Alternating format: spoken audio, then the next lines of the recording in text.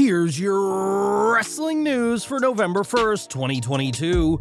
And we're kicking off today with Monday Night Raw, which saw the continuation of the Brock Lesnar vs. Bobby Lashley storyline. While their brief feud in January saw a lot of talk of Bobby Who, this feud has been a less talk, more brawl style angle, which suits both men perfectly.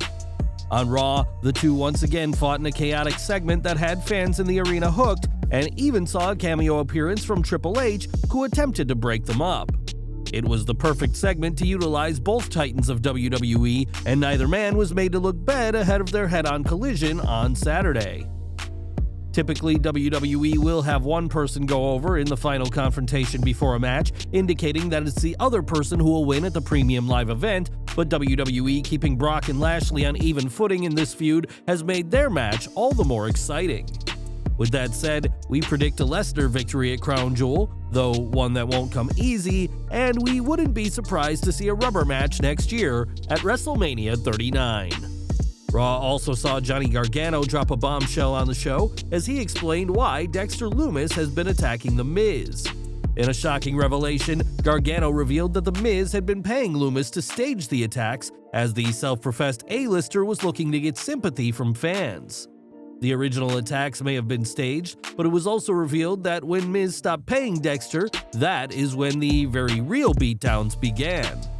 Lumis even cost The Miz a match against Mustafa Ali this week, and it's clear that The Miz's attempts to win sympathy from fans has backfired. There's still no confirmation on where this feud is going, but a match between Miz and Lumis will happen at some point, but there is much more to this story than meets the eye. A lot took place on this week's final Raw before WWE Crown Jewel, but one name who failed to shine was Baron Corbin. Given that Raw was in Texas, it was hardly surprising that JBL appeared in his home state, but got nuclear heat by insulting younger fans.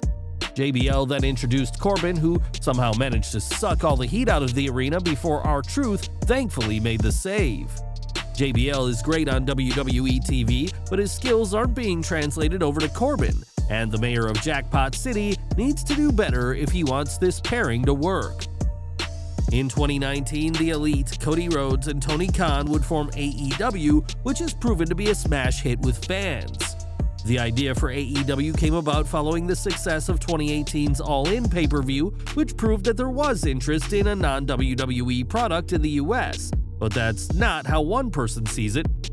Matt Cardona has made a handful of appearances for AEW, and on the Not Sam Wrestling podcast, explained how, in a way, his Z True Long Island Story YouTube show set things in motion. It changed the business. Tell me that Z True Long Island Story didn't change the business. Tell me to my face that it didn't change the business. All these kids vlogging, the BTE show that started AEW, really, I'm responsible for AEW.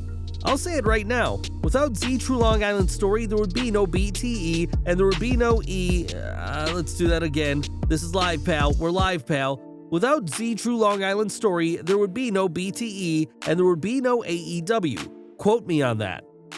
When Cardona started his popular YouTube series, no wrestler was using the internet to get themselves over, and Matt's popularity would prove to be undeniable, culminating in a US title win.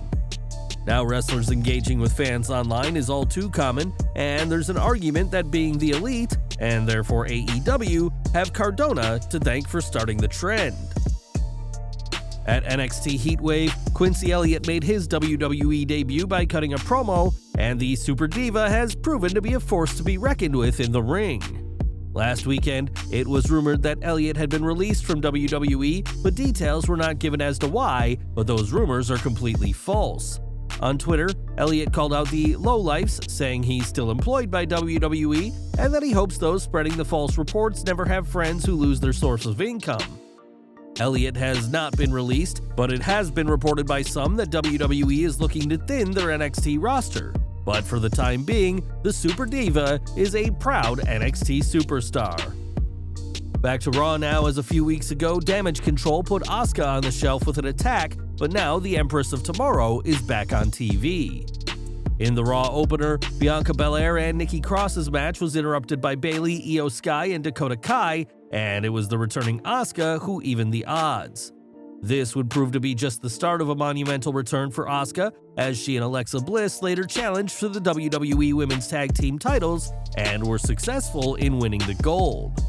While they've never won the titles together, this is the third reign each for Bliss and Asuka, meaning they tie Nikki Cross and Sasha Banks for the most reigns. Asuka was taken out on the October 3rd Raw, but now not only is she back, but she and Bliss have some championship gold. Asuka is back in the ring after a few weeks injured, but she's not the only superstar making a return. In January, NXT's Odyssey Jones suffered a ruptured patellar tendon during a 205 Live Dark match, but now he's all healed up. On WWE's website, it's confirmed that Jones will make his in-ring return this week after returning to TV in a segment last week. In that segment, Jones appeared in a vehicle, attempting to cheer up Malik Blade and Idris Sanofi after their NXT Tag Team titles defeat, but there's no word on who will face him. Technically, Jones has already made his in-ring return, as he competed at an NXT Live event last week, but time will tell who the big man faces in his first match back on TV in nearly a year. Now, when you attend a WWE Live event, you have to obey the rules set out by the promotion, and there's been no shortage of stories of fans jumping the guardrail.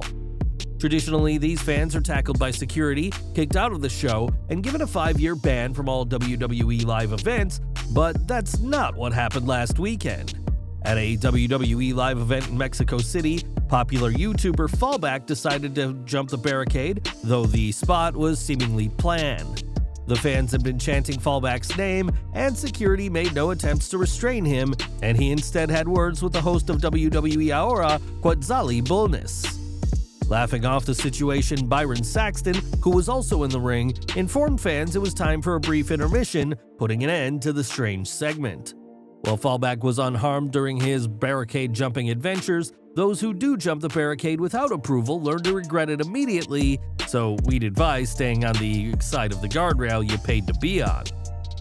We've got some tragic news from Carmella now, as she and her husband Corey Graves recently suffered a miscarriage. Carmella's absence has been noticeable, as her last televised match was for the July 25th taping of WWE Main Event, and now we know why. On Instagram, Carmella shared the news that she had suffered a miscarriage in September, saying it was important that stories like these be heard. As if that wasn't difficult enough, Carmella added that she also had an ectopic pregnancy, which is when a fertilized egg implants outside of the womb, which puts the woman's health in serious jeopardy. Despite the health risks, Carmella said she was cautiously optimistic, but began experiencing pains in her side last Saturday, and learned that it was an abdominal pregnancy. This pregnancy also ended in a miscarriage, and Carmella explained how people should feel comfortable to be able to speak publicly about matters like this, hence her social media post. Carmella's post was immediately flooded by messages of support from fans and wrestlers, including Brandi Rhodes, Big E, Naomi, Alexa Bliss, Nikki Bella, and many more. And we want to commend Carmella for her strength and send our best to her and Corey Graves at this difficult time. More from AEW now, as Chris Jericho has been with the company since day one and has worked with some of the brightest young stars in the company. Not too long ago, Jericho was feuding with MJF, but that has proven to be a problem to Jim Cornette.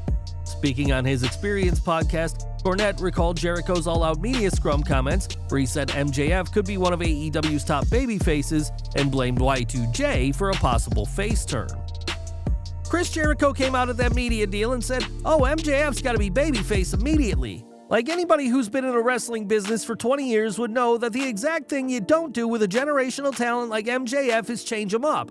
That's why they like him, because they've liked what he's been, but if he can take the edge off MJF and diminish his popularity, then he's got rid of the veteran, and now he's minimalized the up-and-coming prospect.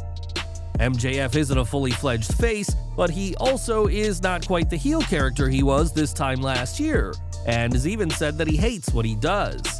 The number one contender for the AEW World title, MJF will have the most important match of his career at Full Gear, but it remains to be seen if Tony Khan will pull the trigger on a face turn. And we're ending today with Kevin Owens, and in August, it was reported that WWE had big plans for the prize fighter. However, those big plans haven't played out on TV, as it's been over a month since his last televised match, and we now have an update on his situation. This week it was reported that WWE's big plans for Owens included Sami Zayn, but WWE has wisely put the idea on pause as they don't want to split Zayn from the bloodline at this time. However, when Ringside News asked around, they were told that the former Universal Champion's absence has nothing to do with Zayn, but did not specify why he's really off TV. It wasn't too long ago that Owens was trying to get Zayn out of the bloodline, with fans believing they would end the tag title reign of the Usos, but those plans ended abruptly. Whatever WWE's reasoning is, it's been quite some time since Kevin Owens has been on the show, and we'll just have to keep waiting for his return. Well guys, that's our news for today. Please share your comments below. Also hit the like button, subscribe to our channel, and hit the bell icon to receive all notifications. And as always, thanks for watching.